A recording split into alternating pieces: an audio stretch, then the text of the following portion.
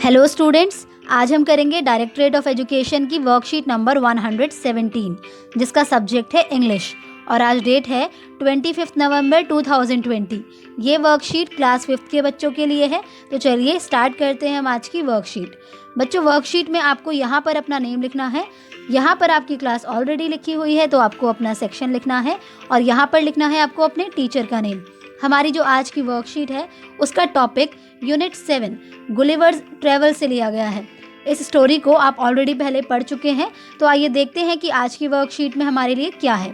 Good morning students, you must have enjoyed the adventurous journey of Gulliver. बच्चों, आपने Gulliver की adventurous journey को बहुत एंजॉय किया होगा। एडवेंचरस मतलब कि रोमांचक।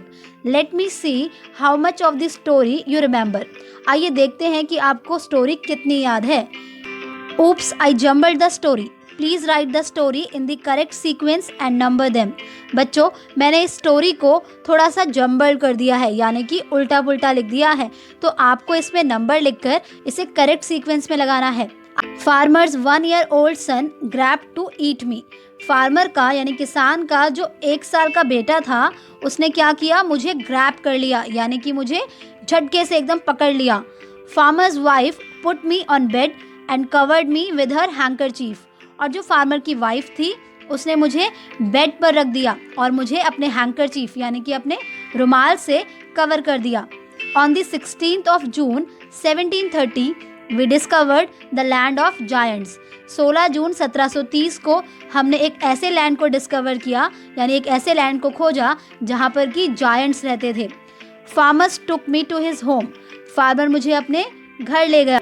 आई was captured by a farmer, यानी कि मुझे एक फार्मर ने बंदी बना लिया। तो कैप्चर्ड का मतलब होता है बंदी बनाना, ठीक है। तो अब जल्दी से मुझे बताइए कि स्टोरी में सबसे पहले क्या हुआ था। बिल्कुल सही, on the 16th of June 1730 we discovered the land of giants. तो सबसे पहले उन्होंने उस जायंट्स के लैंड को डिस्कवर किया था, तो हम यहाँ पर लिख देंगे नंबर 1। सेकेंड नंबर पे बताइए क्या हुआ था। सेकेंड नंबर पे आई was captured by a farmer, यानी कि उस फार्मर ने मुझे बंदी बना लिया। और उसके बाद farmer took me to his home, farmer मुझे अपने घर ले गया, तो ये हो जाएगा नंबर 3। उसके बाद क्या हुआ होगा, बिल्कुल सही, उसके बाद farmers 1 year old son grabbed to eat me। Farmer का जो 1 साल का बेटा था उसने मुझे खाने के लिए एकदम झटके से पकड़ लिया, तो number 4। Farmer's wife put me on bed and covered me with her handkerchief. Farmer की जो वाइफ थी उसने मुझे बेड पर रख दिया और मुझे अपने हैंकरचीफ से कवर कर दिया, तो ये हो जाएगा आपका number 5। B, from page number 119 of the text book Marigold write the sentence that tells you that Gulliver was a learn man.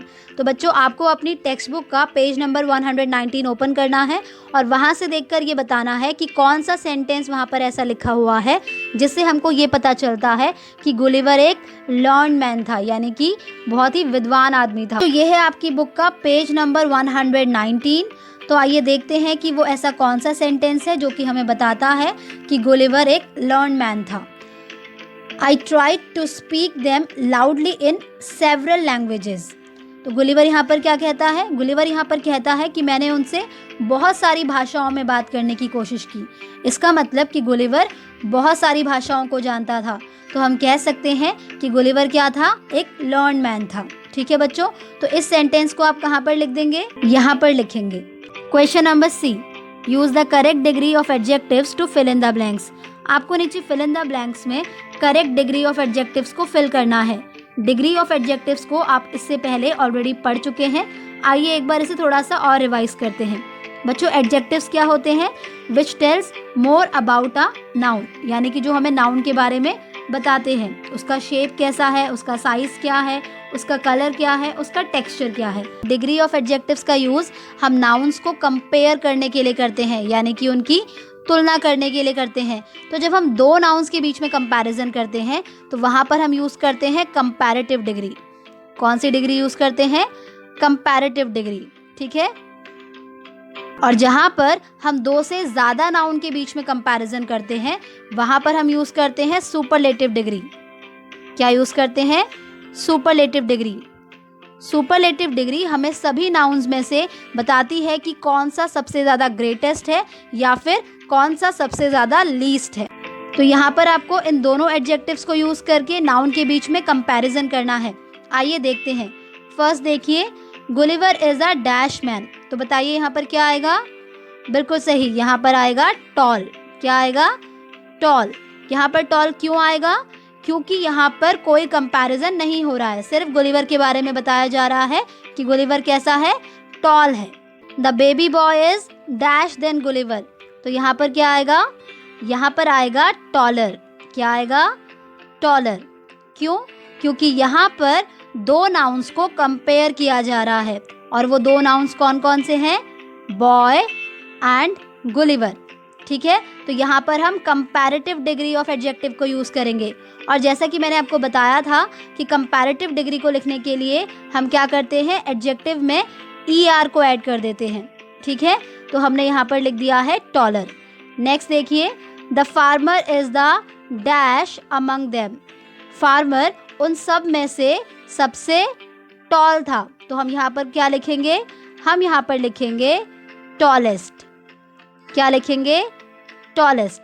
यहाँ पर सिर्फ दो नाउन्स को कंपेयर नहीं किया जा रहा, यहाँ पर बेबी बॉय, गुलिवर और फार्मर, इन तीनों में से बताया जा रहा है कि जो फार्मर था वो सबसे लंबा था। ठीक है, तो यहाँ पर हमने यूज़ किया है सुपरलेटिव डिग्री ऑफ एडजेक्टिव को। और इसको कैसे लिखते हैं? इसके लिए हम एडजेक्टिव में EST को ऐड कर देते हैं।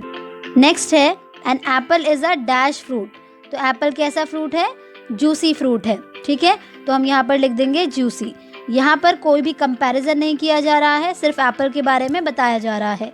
अगला है, an orange is dash than an apple. Orange और एप्पल, इन दोनों के बीच में कंपैरिजन किया जा रहा है, तो यहाँ पर हम लिखेंगे जूसी की कंपैरेटिव डिग्री। ठीक है, और वो क्या होगी? वो होगी जूसियर। क्या होगी? जूसियर। अब आप सोच रहे होंगे कि टॉल की कंपैरेटिव डिग्री टॉलर है, जिसमें कि हमने ER को ऐड किया था, लेकिन जूसियर में हमने IER को ऐड क्यों किया है? तो बच्चों, आपको ध्यान रखना है कि यहाँ पर जो जूसी वर्ड है वो Y से एंड हो रहा है। किससे एंड हो रहा है? Y से एंड हो रहा है। तो जो भी वर्ड Y से एंड होंगे उन्हें हम जब कंपैरेटिव डिग्री में चेंज करेंगे तो वहाँ पर Y को रिप्लेस कर देगा I। ठीक है, Y की जगह पर I आ जाएगा और उसके बाद हम ऐड करेंगे ER, तो ये बनेगा जूसियर। ओके, तो इसे आप यहाँ पर लिख देंगे। नेक्स्ट है, sugar cane is the dash of all. यानी शुगर केन जो है वो इन सब में से जूसी है। इन सब में से जूसी है। ठीक है, तो यहाँ पर हम क्या यूज़ करेंगे? सुपरलेटिव डिग्री यूज़ करेंगे जूसी की, और वो क्या होगी? जूसीएस्ट होगी। क्या होगी? जूसीएस्ट। जैसा कि मैंने आपको भी बताया कि जो वर्ड यहाँ Y पर एंड हो रहे हैं वहाँ पर Y की जगह पर उसे क्या रिप्लेस करेगा? I रिप्लेस करेगा। ठीक है, और बाद में हम क्या उसमें ऐड करेंगे? EST को ऐड करेंगे। D, I have written a story about Gulliver but have forgotten to punctuate the story. Can you please do this for me? बच्चों, मैंने यहाँ पर गुलिवर के बारे में एक स्टोरी लिखी है, लेकिन मैं इसे पंक्चुएट करना भूल गई हूँ, तो क्या आप मेरी हेल्प करेंगे? इससे पहले वाली वीडियो में हम ऑलरेडी पंक्चुएशन मार्क्स के बारे में पढ़ चुके हैं, तो उन्हीं को यूज़ करके हमें स्टोरी को पंक्चुएट करना होगा। ठीक है, लेकिन उससे पहले एक बार हम उनको थोड़ा सा रिवाइज कर लेते हैं। तो हमने पंक्चुएशन मार्क्स के बारे में पढ़ा था that they represent the expressions and feelings in a sentence, कि ये किसी भी सेंटेंस में एक्सप्रेशन और फीलिंग्स को रिप्रेजेंट करते हैं। इसका मतलब कि विचारों और भावों को प्रकट करते हैं। तो आइए देखते हैं कि हमने कौन से पंक्चुएशन मार्क्स को पढ़ा था। तो सबसे पहले हमने पढ़ा था कॉमा को। कॉमा को हम क्यों यूज़ करते हैं? Comma is use to separate more than 2 words in a list. Comma को हम यूज़ करते हैं एक ही लिस्ट में 2 से ज़्यादा वर्ड्स को सेपरेट करने के लिए, यानी कि अलग करने के लिए। इसके अलावा for giving a short pause in a sentence, sentence में शॉर्ट पॉज देने के लिए, यानी कि थोड़ी देर रुकने के लिए। हमारा नेक्स्ट पंक्चुएशन मार्क है फुल स्टॉप। फुल स्टॉप को हम कहाँ पर यूज़ करते हैं? जहाँ पर हमारा सेंटेंस कंप्लीट हो जाता है, जैसे कि Ram is a good boy. ठीक है, तो यहाँ पर हमारा सेंटेंस कंप्लीट हो गया है, तो इसलिए हमने इसके एंड में क्या यूज़ किया है, फुल स्टॉप यूज़ किया है। ओके बच्चों, इसके साथ मैंने आपको एक और चीज़ यहाँ पर बताई थी कि जब भी आप किसी सेंटेंस को स्टार्ट करते हैं तो उसका जो फर्स्ट लेटर होता है वो कैपिटल होता है। कैसा होता है, कैपिटल होता है, ठीक है। और अगर सेंटेंस में कहीं पर भी किसी का नेम आ रहा है यानी कि प्रॉपर नाउन आ रहा है तो वहाँ पर उसका जो फर्स्ट लेटर होगा वो क्या होगा, कैपिटल होगा, चाहे वो सेंटेंस के स्टार्टिंग में हो, मिडिल में हो या फिर एंड में हो। तो इस बात को भी आपको ध्यान रखना है। A sentence begin with a capital letter and ends with a full stop. तो हमारा नेक्स्ट पंक्चुएशन मार्क है exclamation mark. We use exclamation mark at the end of a word or a sentence to show strong feeling such as surprise, anger और joy। तो exclamation mark को हम उस word या उस sentence के end में use करते हैं जो हमें strong feeling दिखाता है, जैसे कि surprise यानी कि हैरानी की, anger गुस्से की या फिर joy खुशी की। Next है question mark।